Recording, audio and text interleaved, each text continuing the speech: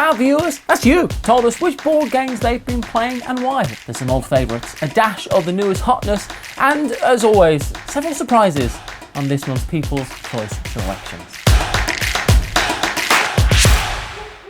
Altered is the first game our viewers have been crossing paths with this month. Altered is an innovative game that takes a different approach to the trading card game model. It's set in a beautiful universe of rich lore and visual design, and it's all about exploring a new Earth reshaped after a mysterious event, the Confluence.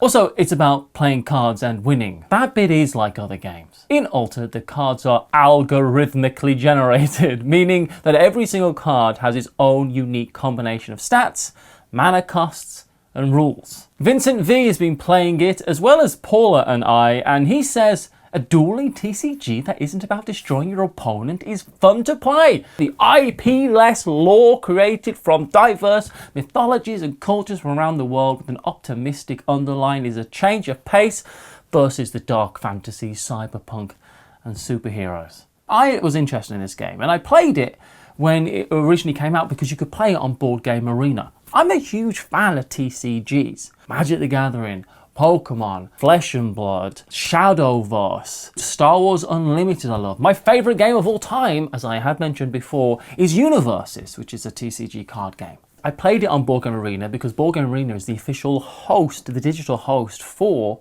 Altered, which is wild, and I liked it, and I found myself enjoying it more and more as I played it. It's a really good TCG card game, and I like that they're changing the model. This algorithmically generated nonsense I don't make any sense to me, but it seems to work. I don't know enough about algorithms, obviously. But before our next game, here is a message from the sponsor who, in helped, make this episode possible. Well, this episode is made possible in part by Hedge, Mage from Floodgate Games, which is running right now on Kickstarter through October 25th. Welcome yourself to a land of moderately powered magical gardeners known as Hedge Mages, who have the power to grow shrubberies and animate garden gnomes. Now, these enchanting horticulturists have launched an all-out wizard versus wizard prank war. Build polyomino hedge mazes to prevent your rivals from stealing your gnomes, while also navigating their mazes to nab theirs. Can you conquer the ever-expanding leafy labyrinth to gather the largest collection of ill-gotten garden gnomes which you've sparked to life? It's an ever-changing puzzle to outperform your competition. Follow the link in this video's description to catch this clever creation on Kickstarter before its campaign concludes. I did it. Because when sorcery meets shrubbery, it never ceases to amaze. The next game our viewers are wild about is Cascadia, the hugely popular puzzle laying and token drafting game featuring the habitats and wildlife of the Pacific Northwest. In the game, players draft combinations of animals and terrain, placing them onto their habitats as to try to build both large areas of terrain as well as place the animals in very specific patterns in order to score big points, big pointy points. Peter E tells us that in the last game we played, I only won because I had the most pine cones. And while that might be a sentence that makes no sense anywhere else, here, right now, it does. Pine cones are collected and used to wipe the market, but you want to keep hold of them because they are also worth points. Pine cone pointy points. While a lot of games have come for the crown of Cascadia, doing similar things, you know, drafting tiles, putting them into my little area, making areas, having different things need to be in very specific spaces and places to score points in a puzzling way. There's a lot of games that do this. A lot of great games that do this. And whenever I hear of a new game that does this, I go, ooh, that looks fun. Because it is fun, right? But Cascadia seems to have this crown of one of the very best that does this. And I can understand why. I think I'm more of a Calico fan, which I was not expecting.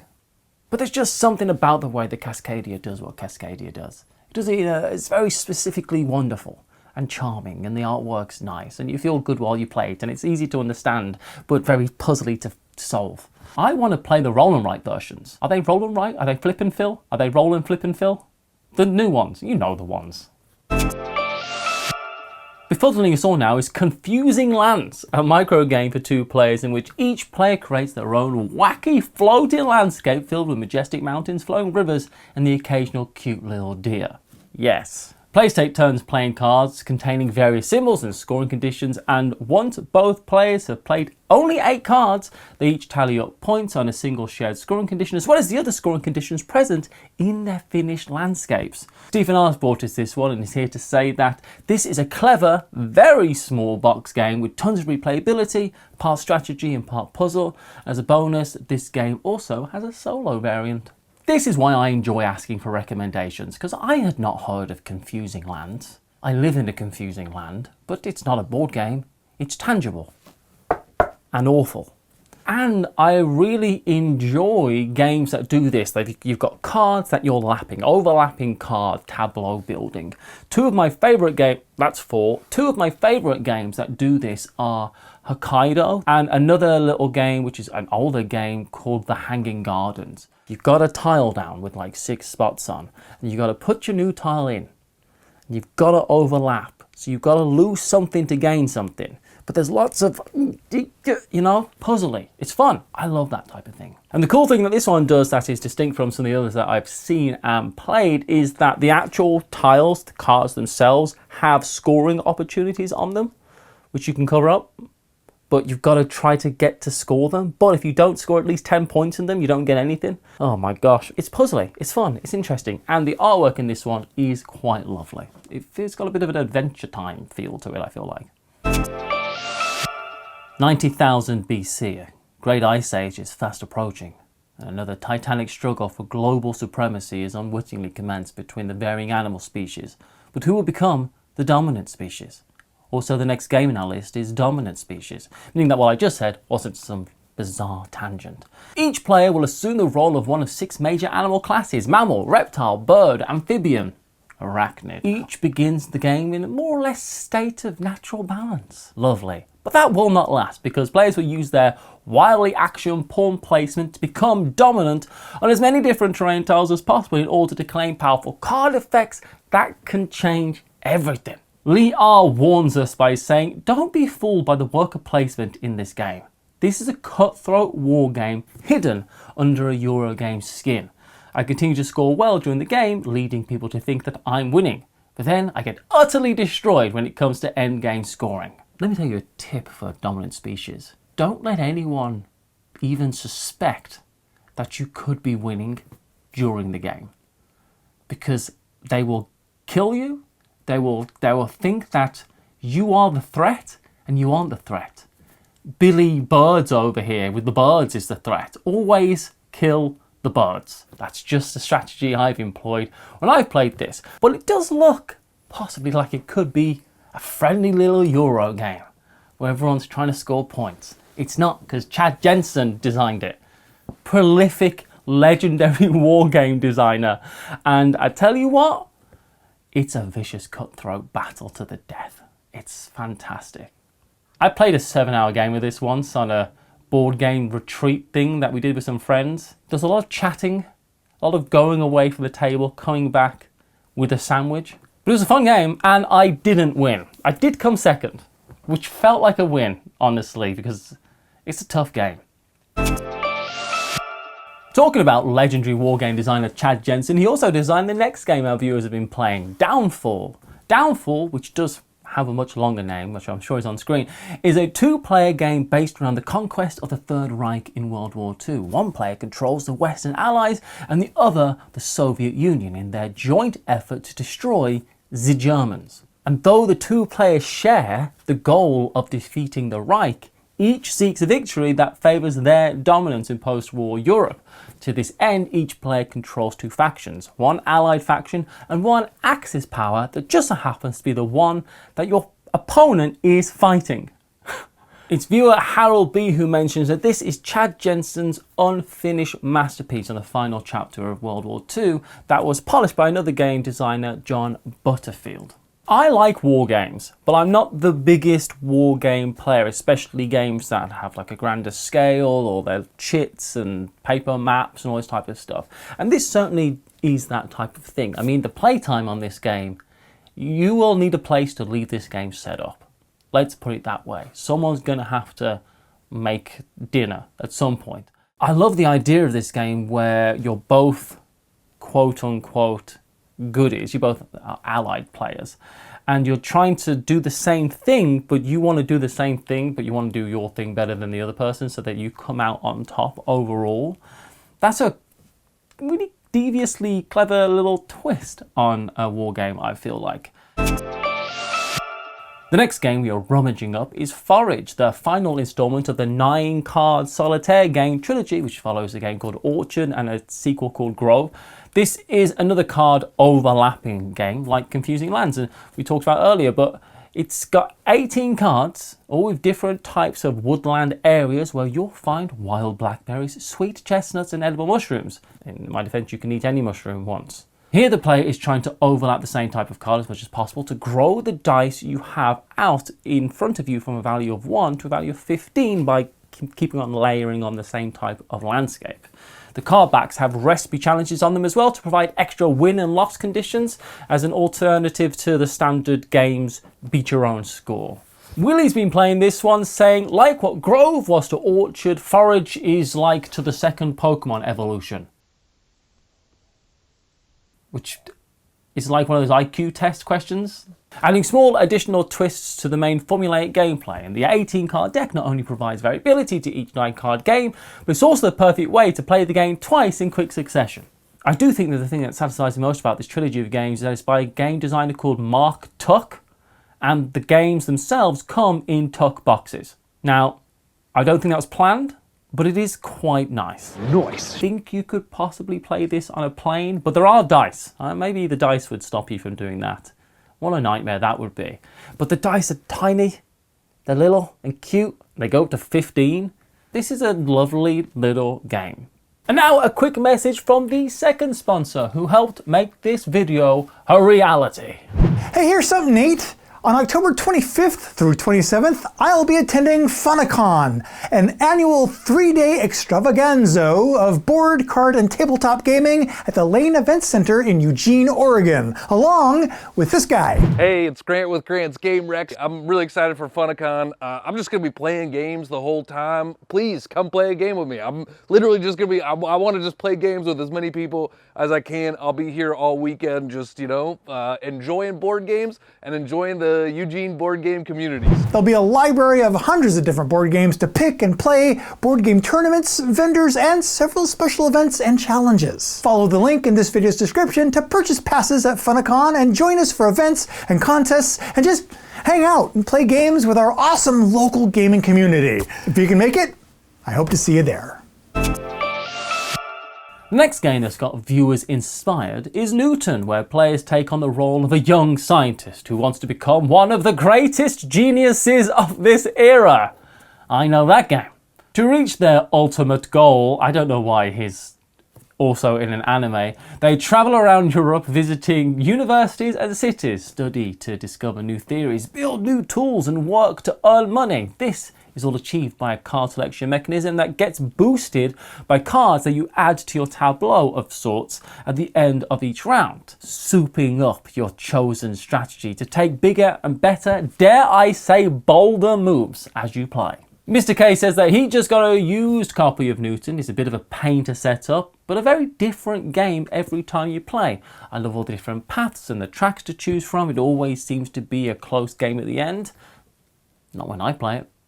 I lose. Something that I really like about a good game, he says, everyone has a chance to win. Again, in a theory, everyone has a chance to win. In practice, I like Newton. Again, it's on Board Game Arena. This isn't sponsored or anything, but it is a great place for you to go and try that game. I think Forage is on there as well. Don't quote me on that. I'm not actually sure. Quote me on it. Just checked. It is. Newton is a very beige game. And I'm not angry at that at all, because it kind of is befitting of the time, you know? What I like about Newton is that you kind of get to tailor your own game a little bit with the things that you go for, the way that your endgame scoring is going to work. And I really love the way that you have to discard a card out of your hand, put it into your tableau. It's like, no, I've lost that card, the ability to use that card, but you haven't, because you get to do souped up actions with that card because you have multiple symbols of that type, that action type, available next time. It's a really great Euro that took me by surprise that I wasn't interested in to start off with. It just looked like a, all right, I'll learn this one then, give me a week, but it's not like that at all. And it's fun to just zoom up these tracks and unlock a bunch of stuff and then realize that you get to the end of the track and you haven't got the things that you need to unlock something, which just happens to everyone at least once. Newton's a fun game. Quests Over Coffee is a single-player dice-throwing game where you try to claim fame and fortune. With some strategy, some items, and a little bit of luck, you can find yourself on the other side with all the glory or dead. Those are the two options. The game is also a system that allows you to create your own quests and items to experience alongside its lovely, quirky art and its theme. And Stephen R is caffeinated and hyped up for this one, saying, quick and fun solo game that is great anytime, but best with coffee. The simple rules and the fun artwork make this a must-have for solo gamers. The artwork in this really is cute. It's all in shades of coffee colours, and it's really cool. It really is a dungeon crawler, kind of, where you've got cards to go to. You've got 3 cards to go to. One of them you're going to discard, and the other 2 you need to achieve one of the things on the card. And you do that by rolling, and you're picking what you want to try to do. And you're doing that to soup up your character, to try to get extra stats and hopefully get extra abilities. And then you want to go and get money as well. And hopefully you're going to be able to buy stuff to get items so you can do a few more rooms before you fight a final boss. It's got this dungeon crawler blueprint, almost. But just from the look of it, you'd never guess that that's the type of game it was, of chucking dice and trying to make checks. Now we have Pandemic Reign of Cthulhu. Beings of ancient evil, known as the Old Ones, are threatening to break out of their cosmic prison and awake into the world. Everything you know and love could be destroyed by chaos and madness. Also, this is Pandemic, so expect pandemic stuff. Players are told that they will experience the classic Pandemic gameplay with a horrific twist that they'll have to face 12 Old Ones.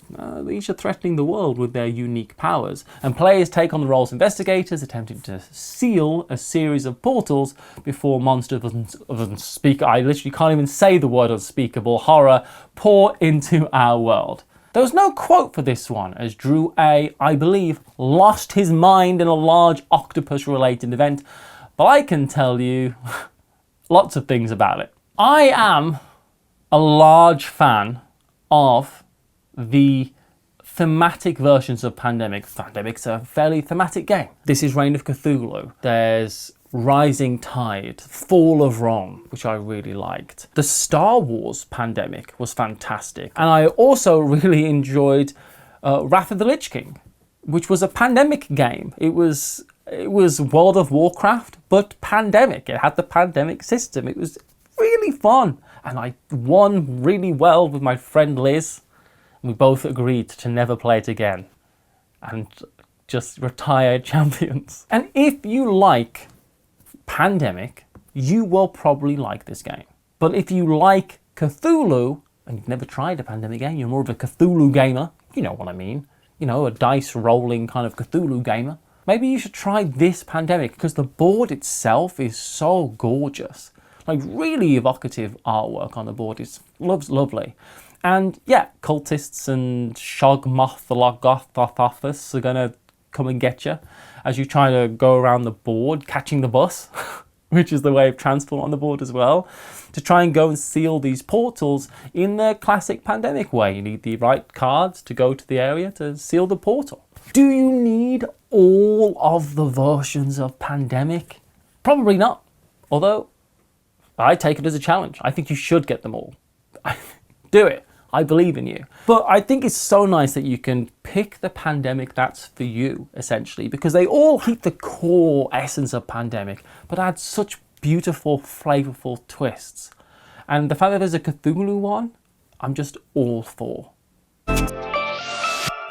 And laying claim as the final game this month is Foundations of Metropolis, where players compete over 3 rounds to become the greatest architect in the city by purchasing deeds to empty lots and constructing new buildings upon them. More complex buildings require more lots, but will bring you even greater prestige. And the player with the most prestige will be appointed Grand Architect, just like in real life. Let's talk about the elephant in the room, or in Rome's case, coming slowly over the Alps. This is a new version of Foundations of Rome. I do not own that game because it was exorbitantly expensive.